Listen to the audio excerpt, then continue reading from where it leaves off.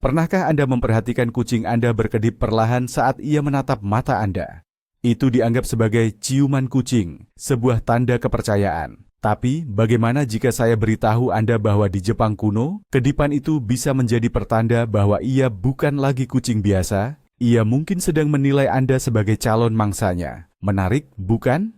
Hari ini, kita akan menyelami dunia mitologi Jepang yang menakjubkan dan menyeramkan, untuk memahami mengapa kucing di negeri matahari terbit itu dianggap sebagai dewa yang dipuja, sekaligus iblis siluman yang menakutkan.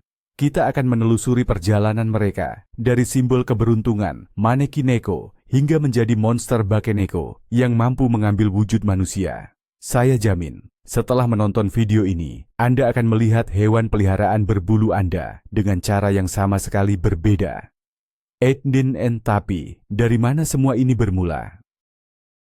Bagaimana kucing bisa sampai ke Jepang dan mendapatkan status yang begitu ambigu? Kisah mereka dimulai sekitar abad ke-6 Masehi. Kucing-kucing tiba di kepulauan Jepang menggunakan kapal dari Tiongkok. Tapi, mereka bukan sekadar penumpang. Misi mereka adalah suci. Mereka bertugas menjaga sutra-sutra Buddhis yang tak ternilai harganya dari tikus dan curut, yang bisa saja menggerogoti gulungan-gulungan yang rapuh itu. Dengan demikian, sejak awal kucing dikaitkan dengan perlindungan pengetahuan dan spiritualitas. Mereka bukan hanya hewan, melainkan penjaga kebijaksanaan. Hal ini meletakkan dasar bagi kedudukan tinggi mereka dalam masyarakat. Mereka adalah makhluk langka, mahal dan sangat dihormati. Hanya kaum bangsawan dan biara saja yang bisa memilikinya. Kucing-kucing dengan cepat menjadi simbol status dan kemewahan, terutama selama periode Heian, dari abad ke-8 hingga ke-12, istana kekaisaran benar-benar terobsesi dengan hewan ini. Contohnya, Kaisar Ichijo sangat menyayangi kucingnya sampai memberinya pangkat istana khusus dan bahkan pelayan. Kucing-kucing ini dipakaikan kalung indah berlonceng, diberi makanan mewah, dan mereka bebas berkeliaran di seantero ruangan istana. Dalam karya terkenal The Pillow Book, Dayang Istana Seishonagon dengan gembira menceritakan kehidupan istimewa hewan-hewan ini. Mereka bukan sekadar hewan peliharaan, melainkan anggota masyarakat kelas atas. Pemujaan ini membuat kucing-kucing tersebut dianggap sebagai makhluk yang hampir ilahi, membawa keberuntungan dan kemakmuran bagi pemiliknya. Pemujaan ini mencapai puncaknya, ditandai dengan dikeluarkannya dekret kekaisaran pada tahun 1602. Dekret tersebut secara tegas melarang penahanan atau pengikatan kucing. Semua kucing diwajibkan dilepas liarkan, agar mereka dapat lebih efektif membasmi hama pengerat yang mengancam industri sutra. Di satu sisi, ini adalah langkah yang sangat pragmatis. Namun di sisi lain, hal ini mengubah selamanya dinamika hubungan antara manusia dan kucing. Hewan-hewan yang sebelumnya adalah kesayangan istana yang dimanja, kini mendadak menjadi kucing jalanan. Mereka menjadi semakin liar, mandiri, dan penuh misteri. Pada saat inilah, ketika kucing mulai menjalani kehidupan mereka sendiri yang tersembunyi dari mata manusia, benih-benih legenda gelap pertama mulai bersemi dalam kesadaran kolektif masyarakat. Namun, mari kita mulai dengan hal-hal yang baik. Sosok kucing yang paling terkenal dan dicintai di Jepang, tentu saja, adalah Maneki Neko, atau kucing pemanggil. Patung kucing dengan satu kaki terangkat ini hampir bisa Anda temukan di setiap toko atau restoran di Jepang. Dari mana asal-usulnya? Legenda yang paling populer berhubungan dengan kuil Gotokuji di Tokyo pada abad ke-17. Konon, suatu hari seorang samurai bangsawan bernama Ii Naotaka sedang berteduh di bawah pohon saat terjadi badai petir. Tiba-tiba, ia melihat seekor kucing milik kepala kuil, duduk di pintu masuk seolah memanggilnya dengan lambaian kaki. Merasa penasaran, sang samurai pun menghampiri kucing itu. Dan tepat pada saat itu juga, petir menyambar pohon yang baru saja ditinggalkannya. Sebagai rasa terima kasih karena nyawanya telah diselamatkan, samurai tersebut menjadi pelindung kuil, yang kemudian membawa kemakmuran besar baginya. Begitulah lahirnya legenda tentang kucing pembawa keberuntungan ini. Ngomong-ngomong, gerakan Maneki Neko itu bukan sekadar detail lucu biasa. Setiap elemen memiliki maknanya sendiri. Kalau si kucing melambaikan kaki kanannya, itu akan menarik uang dan keberuntungan. Sementara kaki kiri berfungsi untuk mendatangkan pelanggan dan tamu. Kadang kita bisa juga menemukan Maneki Neko dengan kedua kaki terangkat. Ini melambangkan perlindungan dan kesejahteraan yang maksimal. Warna patung itu pun penting. Warna tradisional 3 warna, atau yang disebut Mike. dipercaya membawa keberuntungan tertinggi. Putih melambangkan kemurnian dan hal positif. Hitam berguna untuk mengusir roh jahat. Emas menarik kekayaan, dan merah berfungsi sebagai perlindungan dari penyakit. Jadi, ketika memilih kucing jimat seperti ini, orang Jepang sangat memperhatikan setiap detailnya. Ini adalah sistem simbol yang lengkap, yang bertujuan untuk menarik segala sesuatu yang terbaik ke dalam kehidupan mereka. Saat ini, maneki neko telah menjelma menjadi fenomena global. Popularitasnya sudah melampaui batas-batas Jepang, dan kini ia menjadi salah satu simbol budaya Asia yang paling dikenal di seluruh dunia. Anda dapat menemukannya di pecinan New York, di toko-toko souvenir di Eropa, dan tentu saja dalam berbagai anime dan manga. Sebagai contoh, Pokemon populer, Meowth, sebagian terinspirasi dari maneki neko ini. Citranya telah begitu mengakar dalam budaya populer, sampai-sampai banyak orang bahkan tidak menyadari atau memikirkan akar-akarnya yang mendalam dalam cerita rakyat Jepang. Ia telah menjadi simbol universal keramahan dan kemakmuran. Namun, di balik fasad yang cerah dan ramah ini, tersembunyi sisi lain dari sifat alami kucing yang jauh lebih gelap, dan inilah yang akan kita bahas sekarang. Jadi, bagaimana makhluk yang menggemaskan ini bisa berubah menjadi monster? Titik baliknya adalah ketika kucing mulai diasosiasikan dengan usia tua dan kematian. Berbeda dengan anjing yang dianggap simbol kesetiaan sampai mati, kucing justru dikenal sangat mandiri. Mereka bisa saja meninggalkan rumah dan kembali kapanpun mereka mau. Selain itu, umur mereka juga tergolong panjang untuk ukuran masa itu. Kucing tua yang hidup lebih lama dari tuannya mulai menimbulkan kecurigaan. Orang-orang mulai memperhatikan tingkah laku aneh mereka. Misalnya, cara mereka berdiri dengan kaki belakang untuk meraih makanan, atau ketika mereka mengeluarkan suara yang mirip dengan ucapan manusia. Mata mereka yang bersinar dalam gelap serta langkah kaki yang senyap hanya menambah kesan misterius. Desas-desus mulai menyebar di kalangan masyarakat, yang mengatakan bahwa kucing yang sudah sangat tua akan memperoleh kekuatan supranatural dan tidak lagi menjadi hewan biasa. Demikianlah lahir Bakeneko, si kucing jelmaan.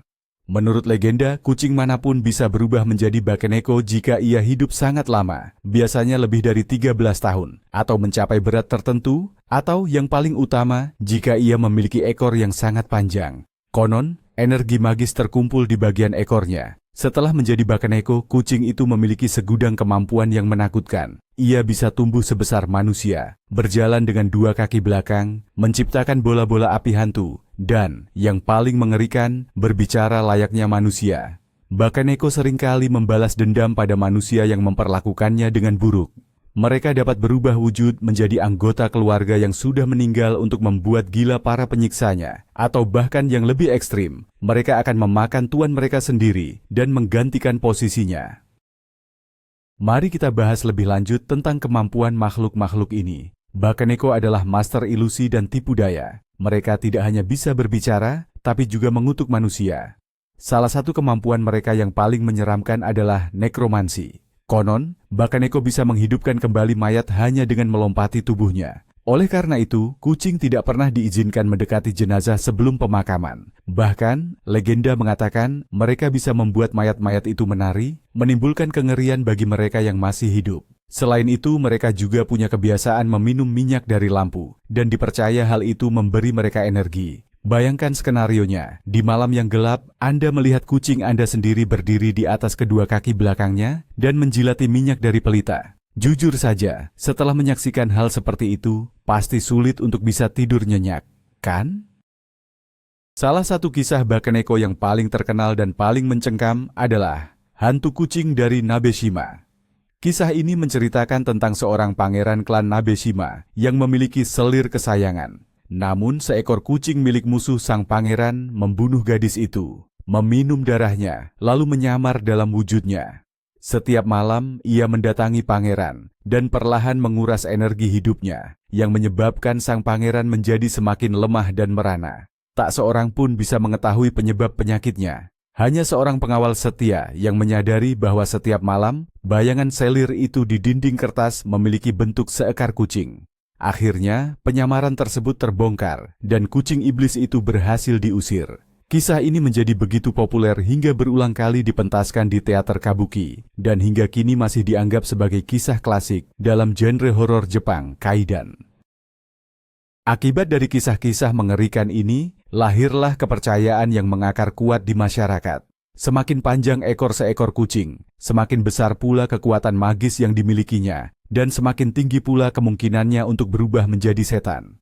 Ketakutan ini tumbuh begitu dahsyat, hingga akhirnya memicu terciptanya satu ras kucing. Japanese Bobtail, dengan ekornya yang pendek, melingkar seperti pom-pom, kemudian dianggap sebagai kucing yang aman. Masyarakat percaya bahwa tanpa ekor yang panjang, kucing tersebut tidak akan mampu mengumpulkan energi yang cukup untuk bertransformasi menjadi Bakeneko.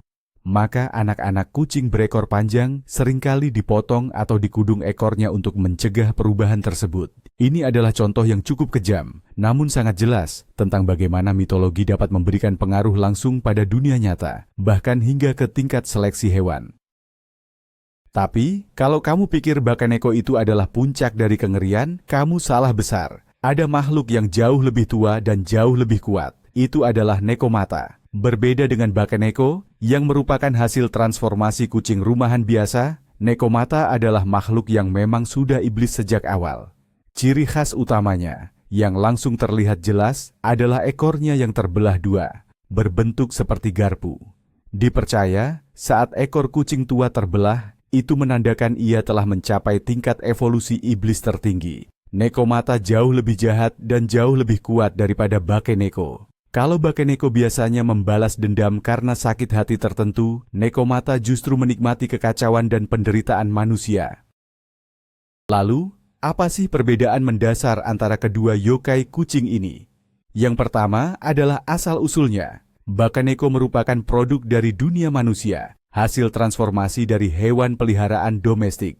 Sementara itu, Nekomata sering digambarkan sebagai roh gunung, sebuah yokai, yang sejak awal memang sudah liar dan memusuhi manusia. Yang kedua adalah kekuatan. Nekomata memiliki semua kemampuan Bakeneko, namun dalam tingkatan yang jauh lebih superior. Mereka tidak hanya menciptakan bola-bola api kecil, tapi juga mampu memicu kebakaran besar yang sanggup melalap habis seluruh desa. Dan, jika Bakeneko mengubah wujud menjadi manusia untuk menipu atau membalas dendam, Nekomata bisa melakukannya hanya demi kesenangan, sekadar untuk menabur perselisihan dan kematian. Singkatnya, kalau Bakeneko adalah sekadar hantu atau arwah pendendam, Nekomata adalah iblis sejati yang datang dari jurang neraka. Kisah-kisah tentang Nekomata gunung sangatlah menyeramkan. Dalam legenda tersebut diceritakan tentang kucing-kucing raksasa sebesar harimau yang bersembunyi jauh di dalam gunung dan memangsa manusia. Mereka menirukan tangisan bayi untuk memancing para pelancong, lalu menyerang dan melahap mereka. Makhluk-makhluk ini dipercaya sangatlah cerdas, mampu memahami dan bahkan meramalkan tindakan manusia. Mereka adalah perwujudan alam liar yang tak terkendali dan memusuhi peradaban. Kisah-kisah ini berfungsi sebagai peringatan bagi siapapun yang berani masuk terlalu dalam ke hutan-hutan pegunungan yang belum terjamah. Sosok kucing pemakan manusia yang sangat besar ini telah mengukuhkan tempatnya dalam cerita rakyat Jepang sebagai salah satu yokai paling berbahaya. Ada satu lagi kaitan yang menarik sekaligus kelam antara kucing dan budaya Jepang, khususnya yang berhubungan dengan distrik kesenangan atau yukaku. Para geisha dan wanita penghibur kelas atas di sana sering menjadikan kucing sebagai hewan peliharaan. Kucing, sama seperti mereka, dianggap sebagai makhluk yang anggun, misterius, dan hidup menurut aturannya sendiri. Ada sebuah legenda yang menceritakan tentang seorang geisha yang tewas di tangan tuannya sendiri karena kesalahpahaman. Sang tuan mengira kucing kesayangannya menyerang majikannya, padahal sebenarnya kucing setia itu sedang berusaha memperingatkan geisha tersebut tentang seekor ular yang bersembunyi di langit-langit. Setelah kucing itu mati, arwahnya tetap gentayangan untuk menuntut balas pada tuannya. Kisah ini menunjukkan bahwa, bahkan dalam konteks balas dendam, kesetiaan seekor kucing bisa menjadi kekuatan pendorong, memberikan sentuhan tragis dan kedalaman pada citra iblis mereka. Keyakinan tentang adanya hubungan antara kucing dengan dunia orang mati sangatlah kuat. Selain dipercaya memiliki kemampuan untuk merasuki atau menghidupkan mayat, mereka juga diyakini dapat mencuri roh dari orang yang sedang menjelang ajal. Kucing juga dihubungkan dengan praktik vampirisme. Sebuah legenda mengisahkan tentang seekor kucing vampir yang secara diam-diam menghisap darah orang yang sedang tidur di malam hari, perlahan-lahan membawa mereka menuju kematian. Justru karena kepercayaan-kepercayaan inilah muncul tradisi di Jepang untuk tidak membiarkan kucing berada di ruangan yang sama dengan jenazah. Orang-orang khawatir bahwa hewan tersebut tidak hanya akan menajiskan tubuh jenazah, tetapi juga merebut jiwa orang yang meninggal, menghalangi rohnya untuk beristirahat dengan damai.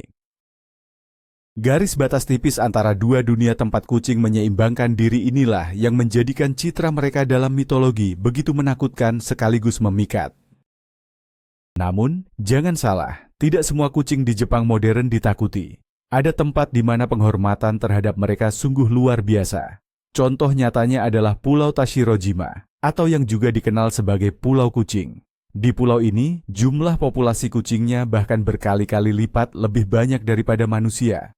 Penduduk lokal, yang mayoritasnya adalah nelayan, percaya bahwa kucing membawa keberuntungan dan hasil tangkapan yang melimpah.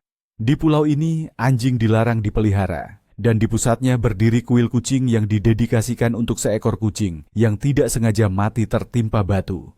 Tempat ini adalah bukti nyata bahwa citra positif kucing sebagai pelindung masih sangat kuat dalam budaya Jepang. Dan citra ini dapat hidup berdampingan dengan harmonis bersama legenda kelam dari masa lalu. Dualitas ini tampak jelas dan terefleksi dengan baik dalam budaya pop modern, terutama di dunia anime dan manga. Di satu sisi, kita punya kucing-kucing penolong yang menggemaskan dan bijaksana, seperti Luna dari Sailor Moon atau Gigi dari Kiki's Delivery Service. Mereka melambangkan sifat-sifat positif, kebijaksanaan, kesetiaan, dan perlindungan magis. Namun di sisi lain, genre horor juga sering menggunakan citra Bakeneko dan Nekomata secara intens. Sebagai contoh, dalam anime Mononoke, salah satu arcs-nya berfokus pada penyelidikan kasus tentang kucing iblis Bakeneko. Para kreator modern dengan sangat cerdas memainkan kontras ini, menciptakan karakter yang bisa sekaligus menawan dan mematikan. Hal ini secara sempurna menangkap esensi sejati dari prototipe mitologi mereka.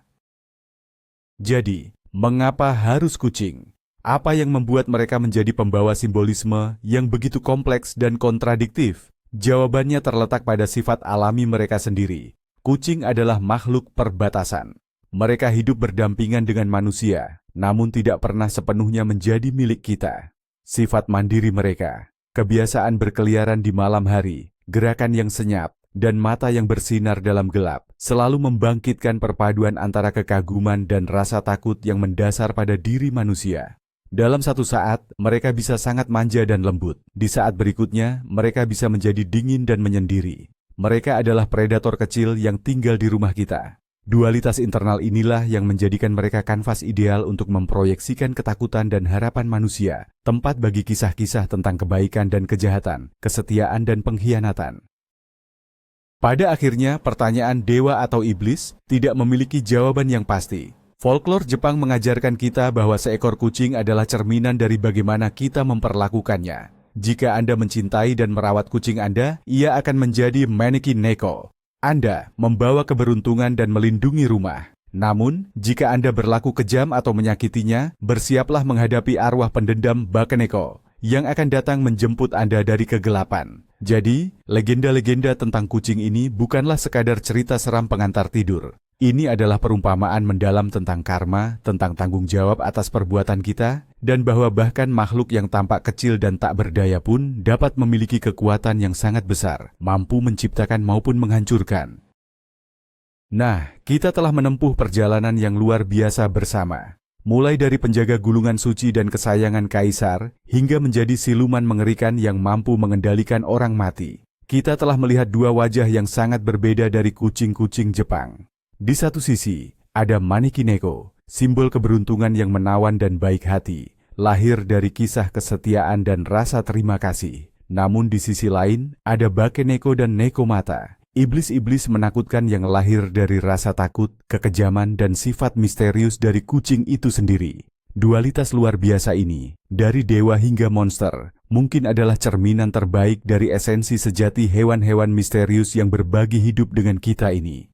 Terima kasih sudah menonton video ini sampai habis. Kalau kalian merasa ini menarik, jangan lupa like, subscribe, ke channel ini dan nyalakan lonceng notifikasinya. Dan sekarang, pertanyaan utamanya, coba lihat kucing kalian. Menurut kalian, ia akan menjadi apa dalam mitologi Jepang? Dewa keberuntungan atau iblis yang licik? Tuliskan teori-teori terliar kalian di kolom komentar. Saya akan sangat senang membacanya.